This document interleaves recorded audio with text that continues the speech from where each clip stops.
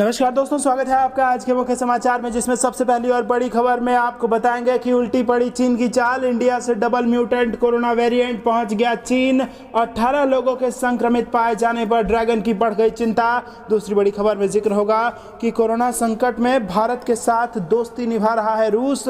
महामारी से लड़ने के लिए भेज रहा है स्पुतनिक वी की दूसरी खेप। और तीसरी बड़ी खबर में जिक्र होगा कि गृह मंत्रालय ने बंगाल सरकार से हिंसा पर फिर मांगी रिपोर्ट। ममता को सताने लगा है बंगाल में राष्ट्रपति शासन का डर। दोस्तों, हर एक खबर की गहराई में आपको ले जाएंगे, लेकिन उससे पहले अगर आपको विदेश की सेना और पीएम मोदी पर पूरा भरोसा है तो आप अभी इस वीडियो को लाइक कीजिए और इस लाल बटन को दबा के चैनल को फ्री में सब्सक्राइब करके घंटी बजाकर कमेंट में लिखिए जय हिंद। दोस्तों, रुक करते हैं तमाम बड़ी खबरों की तरफ। इंडिया से डबल म्यूटेंट कोरोना वेरिएंट पहुंचा चाइना। 18 लोगों के संक्रमित पाए जाने की ड्रैगन की बढ़ी चिंता। जी हां दोस्तों, भारत में कहर बरपा रहा double mutant corona virus variant चीन पहुंच गया है। बीजिंग ने ऐसे 18 नए मामलों की पुष्टि की है, जिसमें पिछले महीने नई दिल्ली से चीन लौटे उसके 3 नागरिक भी शामिल हैं। Chinese centre for disease control and prevention ने स्टेट मीडिया को बताया कि भारत से आने वाले यात्रियों के बड़े पैमाने पर संक्रमण फैलने की आशंका थी, लेकिन सख्त नियमों और स्क्रीनिंग के चलते क्लस्टर इन्फेक्शन के खतरे को टाल दिया गया। काठमांडू के रास्ते पहुंचा चाइना। हिंदुस्तान टाइम्स की रिपोर्ट के अनुसार सीडीसी के साप्ताहिक प्रकाशन सीडीसी वीकली में बताया गया है कि हाल ही में 3 चीनी नागरिक भारत से काठमांडू के रास्ते दक्षिण पश्चिमी शहर चोंगकिंग पहुंचे थे। उनकी कोरोना रिपोर्ट पॉजिटिव आई है।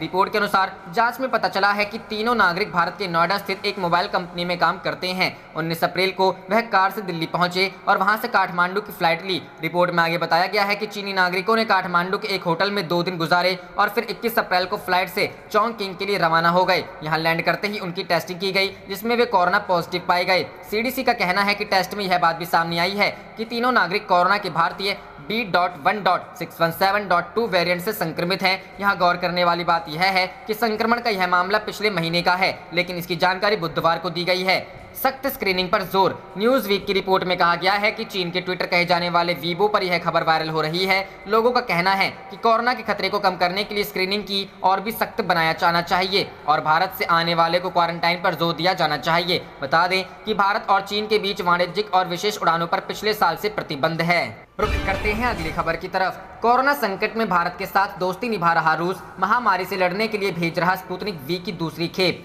जी हां दोस्तों, एक भरोसेमंद भारतीय रणनीतिक साझेदार के रूप में अपेक्षा पर खरा उतरते हुए उसे अगले 2 दिन में स्पुतनिक वी के टीकों 1,50,000 खुराकों की दूसरी खेप भेज रहा है। इसके अलावा लगभग 30 लाख खुराक मई के अंत तक हैदराबाद स्थित डॉक्टर रेड्डी की लैब में उतरने वाली है। रूस ने स्पुतनिक वी की 50 लाख खुराक जून तक और जुलाई में 1 करोड़ से अधिक खुराक भारत भेजने की तैयारी कर रहा है। नई दिल्ली और मॉस्को में स्थित राजनयिकों के अनुसार रूस कम से कम 4 ऑक्सीजन उत्पन्न करने वाले ट्रक भेज रहा है, जो कि बिजली की आपूर्ति होते ही 200 बेड के अस्पताल को सप्लाई कर सकता है। ये ट्रक प्रति घंटे 70 किलोग्राम ऑक्सीजन और प्रतिदिन 50,000 लीटर का उत्पादन करते हैं। उन्होंने कहा, हम पहले ही 4 ऐसे ट्रकों की खरीद कर चुके हैं और अधिक प्राप्त कर रहे हैं ताकि ऑक्सीजन की कमी नहीं हो। ये ट्रक रूसी IL-76 विमान से इस सप्ताह के अंत तक भारत में उतरेंगे। स्पुतनिक वी की 1,50,000 खुराक का पहला बैच 1 मई को भारत आया था। इस दिन भारत ने 18 से 44 वर्ष के बीच के लोगों के लिए टीकाकरण का तीसरा चरण खोला था। Sputnik V adeno viral vector पर आधारित है। कोरोना वायरस बीमारी के खिलाफ इसकी 90% से अधिक प्रभावकारिता है। इसे 12 अप्रैल को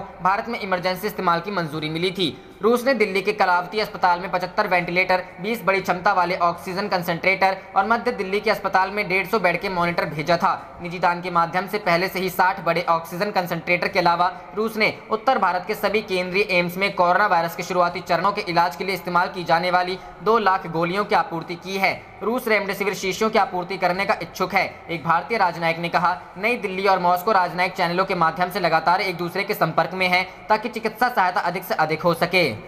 रुख करते हैं अगली खबर की तरफ। गृह मंत्रालय ने बंगाल सरकार से हिंसा पर फिर मांगी रिपोर्ट। ममता को सताने लगा राष्ट्रपति शासन का डर। जी हां दोस्तों, विधानसभा चुनाव के बाद हुई हिंसा पर केंद्रीय गृह मंत्रालय ने पश्चिम बंगाल की ममता बनर्जी सरकार से विस्तृत रिपोर्ट मांगी है। गृह मंत्रालय की ओर से दूसरी बार रिपोर्ट मांगे जाने के बाद ममता बनर्जी को बंगाल में राष्ट्रपति शासन लगाए जाने की आशंका सताने लगी है। दरअसल केंद्र सरकार ने कहा है कि राज्य सरकार द्वारा रिपोर्ट नहीं भेजने की सूरत में इस मामले को गंभीरता से लिया जाएगा। अधिकारियों के मुताबिक राज्य सरकार सरकार को समय गवाए बिना ऐसी घटनाओं को रोकने के लिए कदम उठाने को भी कहा गया है। तो भेजी गई चिट्ठी में गृह मंत्रालय ने पश्चिम बंगाल के मुख्य सचिव से कहा कि 3 मई को राज्य में चुनाव के बाद हुई हिंसा पर तत्काल रिपोर्ट तलब की गई थी। अधिकारियों ने बताया कि पश्चिम बंगाल सरकार ने अब तक रिपोर्ट नहीं भेजी है। पत्र में कहा गया है कि नवीनतम सूचना के मुताबिक पश्चिम बंगाल में हिंसा की घटनाएं नहीं रुकी हैं। राज्य सरकार ने इन्हें नियंत्रित करने के लिए प्रभावी कदम नहीं उठाए हैं। पत्र में कहा गया कि इसलिए बिना समय गंवाए इन घटनाओं को रोकने के लिए तत्काल जरूरी कदम उठाने की जरूरत है। इसमें कहा गया है कि तत्काल विस्तृत रिपोर्ट गृह मंत्रालय को भेजी जानी चाहिए। पत्र के मुताबिक यदि राज्य सरकार रिपोर्ट नहीं भेजती है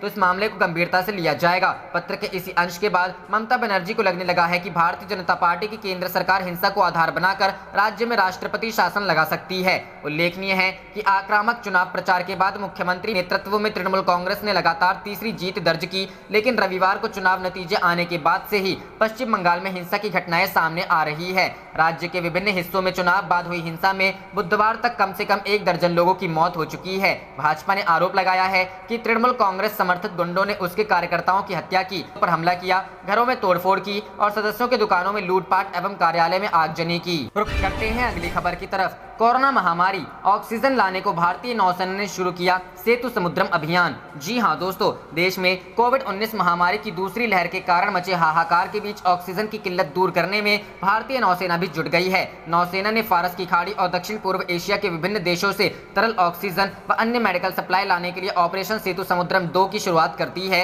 इसके तहत 9 युद्धपोतों को इन देशों में भेजा गया है। नौसेना प्रवक्ता कमांडर विवेक माधवाल ने बुधवार को बताया कि ये 9 युद्धपोत मुंबई, विशाखापट्टनम और कोच्चि में तीनों नेवी कमांड से भेजे गए हैं। ऑपरेशन सेतु समुद्रम 2 के तहत इन 9 युद्धपोत को भेजना भारत सरकार व भारतीय नौसेना के उन विभिन्न प्रयासों का हिस्सा है जो देश में ऑक्सीजन की आवश्यकता को पूरा करने के लिए किए जा रहे हैं। उन्होंने बताया कि इन 9 युद्धपोत में से INS तलवार बहरीन से 27 टन तरल ऑक्सीजन से भरे 2 टैंक लेकर बुधवार को कर्नाटक के न्यू मंगलुरु बंदरगाह पर पहले ही लौट चुका है। इसी तरह INS कोलकाता कुवैत से 27 टन ऑक्सीजन से भरे 2 टैंक, 400 ऑक्सीजन सिलेंडर और 47 ऑक्सीजन कंसंट्रेटर लेकर वापस लौटने के लिए चल चुका है। 4 अन्य युद्धपोत कतर और कुवैत की राह में हैं। ये चारों युद्धपोत इन देशों से 27 टन ऑक्सीजन से भरे 9 टैंक और 1500 से ज्यादा ऑक्सीजन सिलेंडर लेकर वापस लौटेंगे। कमांडर माधवाल ने बताया कि ईस्टर्न सी बोर्ड पर INS एरावत सिंगापुर से 3600 से ज्यादा ऑक्सीजन सिलेंडर और 27 टन ऑक्सीजन से भरे 8 टैंकर, 10,000 रैपिड एंटीजन जांच किट और 7 ऑक्सीजन कंसंट्रेटर लेकर बुधवार को ही वापसी के लिए निकला है। उन्होंने बताया कि एक अन्य युद्धपोत INS जलाश्व भी इसी क्षेत्र में तैनात है और किसी भी छोटे नोटिस पर मिशन में शामिल हो जाएगा। INS शार्दुल भी 3 तरल ऑक्सीजन से भरे क्रायोजेनिक कंटेनर लाने के लिए कोच्चि स्थित दक्षिण नेवी कमान से INS शार्दुल भी फारस की खाड़ी के लिए निकल चुका है। पिछले साल भी निभाई थी अहम भूमिका। बता दें कि भारतीय नौसेना ने पिछले साल भी ऑपरेशन समुद्र सेतु चलाया था, जिसमें वंदे भारत अभियान के तहत मालदीव, श्रीलंका और ईरान में फंसे करीब 4000 भारतीयों को लॉकडाउन के दौरान देश में वापस लाया गया था। इस अभियान में भी INS जलाश्व और INS शार्दुल ने शिरकत की थी। रुख करते हैं अगली खबर की तरफ। जम्मू, BSF ने पाकिस्तान के एक घुसपैठियों को मार गिराया, वापस जाने की दी थी जवानों ने चेतावनी। जी हां दोस्तों, पाकिस्तानी जहां एक तरफ जम्मू कश्मीर अंतर्राष्ट्रीय सीमा और LOC पर संघर्ष विराम को बरकरार रखने की बात कही है, वहीं दूसरी तरफ पाकिस्तान अपनी नापाक हरकतों से बाज नहीं आ रहा। बुधवार और गुरुवार की दरमियानी रात को जम्मू के सांबा सेक्टर में BSF ने पाकिस्तान के एक घुसपैठियों को मार गिराया। करीब 2 महीने पहले पाकिस्तान जम्मू कश्मीर में अंतर्राष्ट्रीय सीमा और LOC पर जारी युद्ध विराम शिक्षकों का सम्मान करने की बात कही थी, लेकिन हमेशा की तरह पाकिस्तान की कथनी और करनी में फर्क एक बार फिर सामने आया। ताज़ा मामला बुधवार और गुरुवार की दरमियानी रात का है, जब जम्मू के सांबा सेक्टर में BSF ने पाकिस्तान की घुसपैठियों को मार गिराया। BSF की माने तो रात करीब 2:30 बजे सीमा पर तैनात BSF के जवानों ने पाकिस्तान की तरफ से कुछ हलचल देखी। हलचल भारत पाकिस्तान सीमा पर भारत की तरफ करीब 100 मीटर अंदर देखी गई। जब सीमा पर तैनात BSF के जवानों ने भारत की तरफ आते हुए एक घुसपैठियों को देखा तो उसे वापस जाने की चेतावनी दी गई, लेकिन जब वह नहीं रुका तो सीमा पर तैनात प्रहरी में फायरिंग कर दी, जिसमें वह घुसपैठिया मारा गया। गौरतलब है कि इससे पहले 3 मई को पाकिस्तान ने सांबा सेक्टर में युद्ध विराम का उल्लंघन कर गोलीबारी की थी। पाकिस्तानी गोलाबारी इस इलाके में गश्त कर रही BSF की एक टीम पर की थी। रुख करते हैं अगली खबर की तरफ। चाइना की हरकतों पर भड़का इंडिया, जयशंकर ने कहा बॉर्डर पर खून खराबे के बीच अच्छे संबंध मुमकिन नहीं। जी हां दोस्तों, भारतीय विदेश मंत्री S जयशंकर ने चीन की हरकतों को लेकर उसे जमकर सुनाया। उन्होंने कहा कि भारत और चीन के संबंध सबसे मुश्किल दौर से गुजर रहे हैं। विदेश मंत्री ने यह भी स्पष्ट किया कि सीमा पर संघर्ष, धमकी और खून खराबा हो और हम ये कहें कि दूसरे क्षेत्रों में हमारे संबंध मजबूत हैं, यह नहीं हो सकता है। अच्छे संबंधों के लिए शांति बेहद जरूरी है। वांग यी से बातचीत का किया जिक्र। ब्रिटेन स्थित मीडिया संगठन संगठन इंडिया इंक ग्रुप और लंदन में भारतीय उच्चायोग के एक कार्यक्रम में जयशंकर ने बताया कि उनकी चीनी विदेश मंत्री वांग यी के साथ हाल ही में कोरोना महामारी के दौरान रणनीतिक सामान की आवाजाही में ढील देने के संदर्भ में सकारात्मक बातचीत हुई है। उन्होंने कहा कि पिछली वार्ता काफी हद तक कोविड-19 महामारी पर केंद्रित थी और मैंने कोरोना से निपटने के लिए मिलकर काम करने की बात कही थी, जिससे वांग यी भी सहमत थे। चाइना ऐसे कर सकता है मदद। जयशंकर ने यह भी बताया कि भारतीय कंपनियों को चीन से ऑर्डर प्राप्त करने में मुश्किल का सामना करना पड़ रहा है। उन्होंने चीनी मंत्री से कहा कि वह सबसे बेहतर मदद इस प्रक्रिया में राहत देकर कर सकते हैं। भारतीय विदेश मंत्री ने कहा कि हमारी बातचीत के बाद चीजें आगे बढ़ी हैं। हमारी कुछ विमानन कंपनियों को तुरंत वहां जाने की अनुमति मिली है।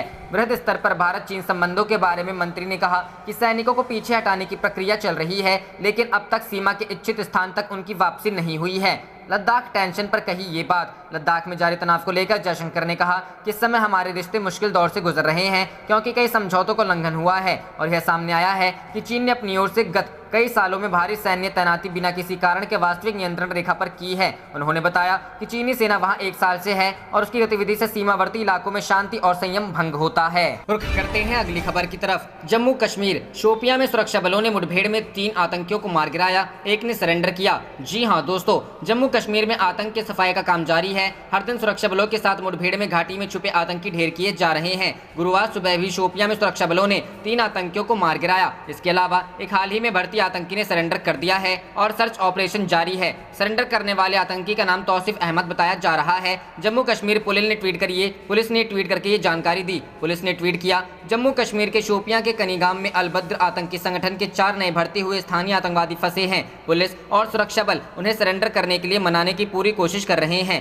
उन्होंने एक अन्य ट्वीट में कहा, सरेंडर के प्रस्ताव को ठुकराते हुए फंसे हुए आतंकवादियों ने ज्वाइंट सर्च पार्टी पर गोलीबारी की और ग्रेनेड गिराया, जिसके बाद 3 आतंकियों को ढेर किया गया। रुख करते हैं अगली खबर की तरफ। बंगाल हिंसा, गृह मंत्रालय ने भेजा दूसरा पत्र, राज्य सरकार को दी सख्त कार्रवाई की चेतावनी। जी हां दोस्तों, तृणमूल कांग्रेस पार्टी की प्रमुख ममता बनर्जी ने बुधवार को लगातार तीसरी बार पश्चिम बंगाल के मुख्यमंत्री पद की शपथ ली। टीएमसी ने भारी बहुमत से चुनाव जीता और एक बार फिर पार्टी सत्ता पर काबिज हुई। दीदी के शपथ वाले दिन केंद्रीय गृह मंत्रालय ने राज्य सरकार को हिंसा के बाबत दूसरा पत्र लिखा। गृह मंत्रालय ने पूछा कि पिछले महीने हुए चुनावों के बाद हिंसा रोकने के उपायों के बारे में जवाब क्यों नहीं दिया गया। केंद्रीय गृह सचिव अजय भल्ला ने अपने दूसरे पत्र में लिखा, मैं आपको याद दिलाता हूं कि मतदान के बाद 3 मई को हुई हिंसा के बारे में जानकारी मांगने के बावजूद कोई रिपोर्ट नहीं दी गई है। इस दूसरे पत्र का गैर अनुपालन गंभीरता से लिया जाएगा।